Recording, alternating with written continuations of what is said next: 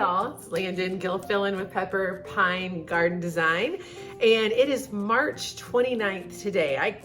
I seriously can't believe it's the end of March and that we're gonna be in April in a couple of days. It makes me feel like I'm behind in my gardening plans, but really I'm just waiting on the weather to cooperate, right? We're always waiting on the weather.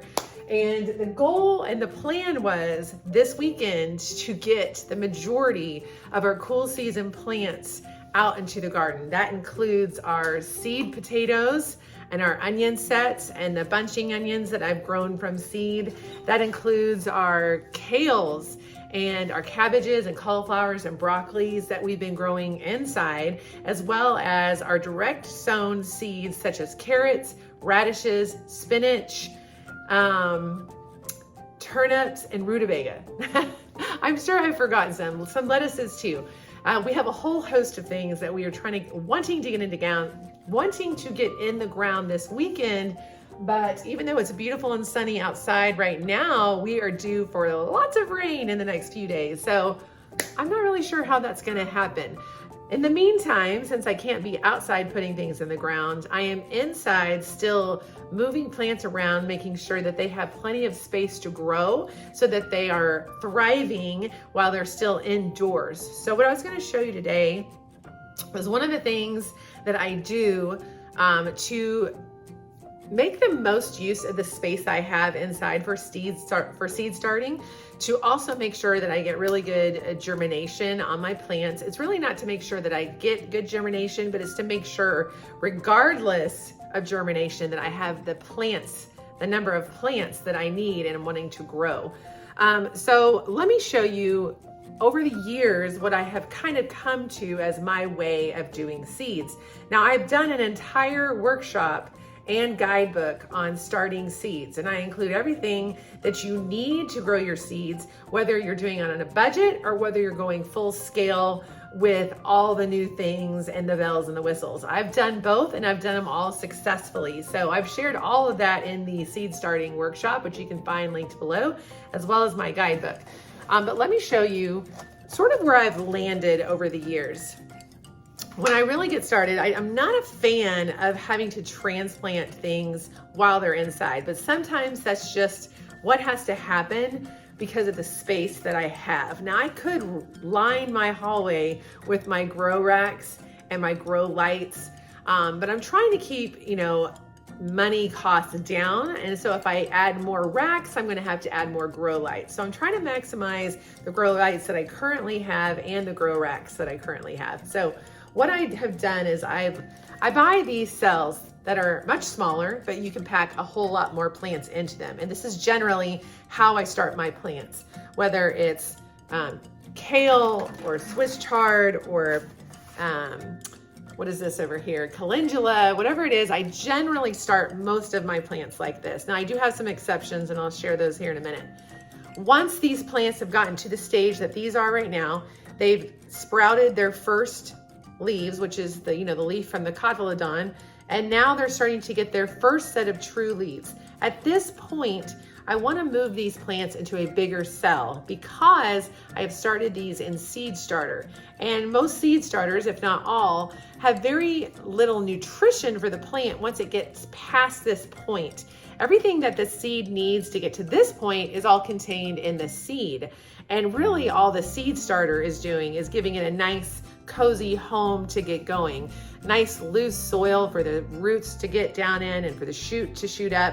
But at some point, it's going to need more nutrients in its actual soil medium than what a seed start can offer. So this is seed starter. I've done some other seeds not using seed starter, but different story there. These guys are getting to where I really have got to move them to a bigger cell. So again, it just kind of depends on your space, what you have going in your house. I tend to start with these with a few plants, and then as they get bigger, I'll transplant them into a larger cell, and then I can have these to start more plants. And in that process, I'm moving out plants to the garden like I'll be doing this week. And then I'll be opening up more space on my shelves for my warmer and hot season plants to continue to grow. So that's sort of the system that I have adopted.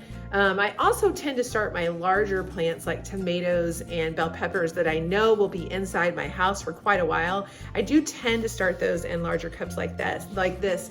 But regardless, I usually have 2 or 3 seedlings per cell, and I have to separate them and move them into their own cell once they get big enough. And I'll show you what I'm talking about in a second.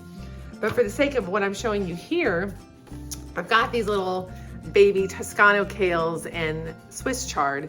And for the most part, I've got 1, maybe 2 plants per cell. And I usually do that where I'm planting at least 2 seeds per cell in case something doesn't germinate. Like right here, I have nothing that germinated in this cell, but I have this one that has 2, so we're made up for it, right? So I just take a spoon like this. It can be a plastic spoon, it can be a silver spoon, and I'm going to scoop out that little plant. Now, I will tell you, I have found it's good to make sure your soil is moist, because if it's dry, all of this soil medium is just going to crumble away from the roots, which could be a good or a bad thing. I have found it to be more helpful for the plant if the soil remains intact for the most part. Now, before I have scooped out my plant, I make sure that my cell is ready to receive it. So by that, I mean, I have some dirt in the cell, and I basically am just gonna set this one in there and then fill it, or backfill it. That's another way to look at it. Now, this particular one has 2 Swiss chard plants. So what I'll do is I'll just very carefully separate it. Now, this soil is a little drier than the other cells in that pack.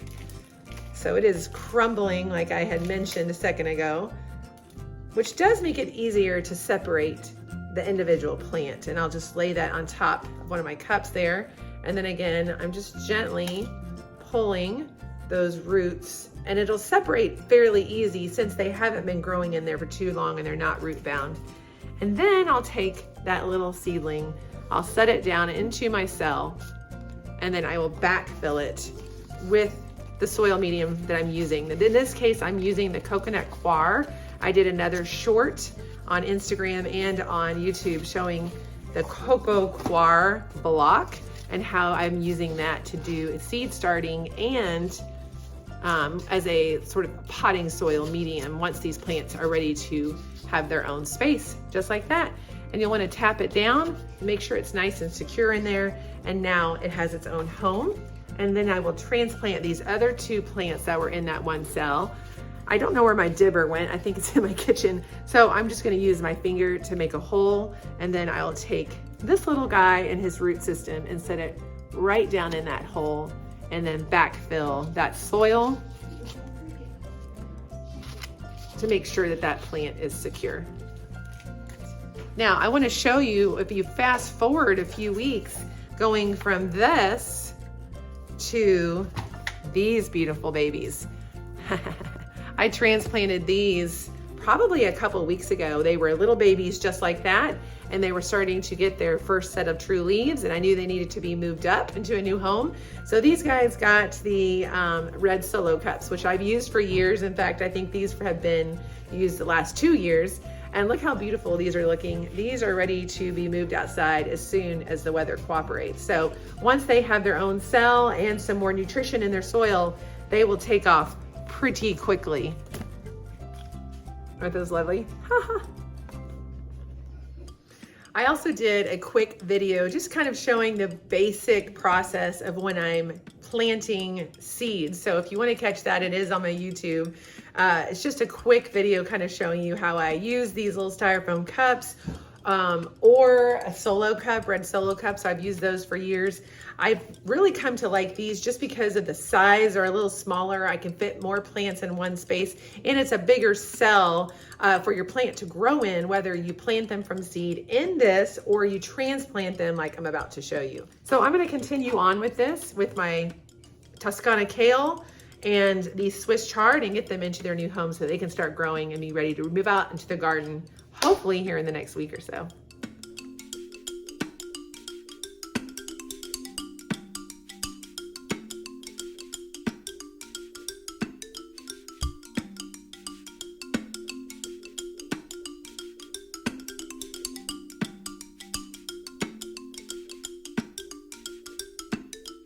The nice thing about doing it this way is that, again, you can start with a small space like this and move your plants up to a bigger space. So all of these plants that you're seeing on this shelf here, all the way down to the bottom, were all started in that smaller seed pack right here. This is a 5 by 8. So that's a 40 cell, I don't know what you call it, 40 cell tray. There you go. So all of these were started in that 40 cell tray. And then once they got larger, I moved them into their individual cups. And at that point, I was able to have an entire shelf and grow lights ready for them to go. And then these over here have been the same story, with the exception of some of my larger bell peppers and eggplant.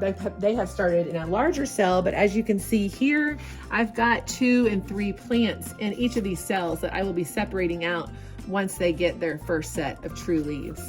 Additionally, back here in the back, you'll see eggplant and more of my tomatoes. You'll see that there are 4 there. So once these guys have established their first set of true leaves and are really ready to go, I will separate them out just like I showed you a minute ago, and move them into their own cell. And by that point, I will have opened up this whole other rack here. Once these have moved out into the garden here in the next week, that will allow me more space to separate out all of these little guys that are sharing their cell with their little friends. I will separate them out, give them their own cell, and then be able to space them out on both of these grow racks. And just real quick, I'll show you down here. These are all my bell peppers that, for the most part, there's 1 or 2 and sometimes 3 plants per cell. And they're really still doing great because I potted them in potting soil / cocoa coir mix, knowing that they would be in here longer than the seedlings that are growing in those smaller cells. So I wanted to make sure they had enough nutrition to get them to this point before I actually needed to transplant them. Over time, as you start seeds more and more with every year, you're going to learn your system that really works for you. And every year you might change something or tweak something, but you'll get better and better at it. You'll feel more confident as you move forward, knowing exactly kind of what your plants like and don't like, and really what you like and don't like. If you have the space and you don't want to have to transplant a baby seedling from a smaller cell to a larger cell, then start them in larger cells. If you don't have the space, that's an option that you can use, and just learn to plan out your seed starting or your planting in line with when you'll be moving things out or when they need to start indoors. And that's just a system that I've had to develop over time with what I have currently in order to start them. But again, you don't really know until you do it. So I always say, just get started. Start with a rough plan or a really detailed plan, whichever camp you fall into, and then just get going and give it a shot. When I started this 14 years ago, I don't know that I really had a clue what I was doing, but I just did it. And I've taken every year since then and learned from that. So go get you some egg cartons, get you some styrofoam cups and a $1.25 tray from the Dollar General store, and just start something, start the practice, start getting familiar with it. And over time, you will gain confidence and you'll feel like a pro, I promise you. So that's it for now. I'm gonna go ahead and get the rest of these potted into their new cells. Thanks for watching.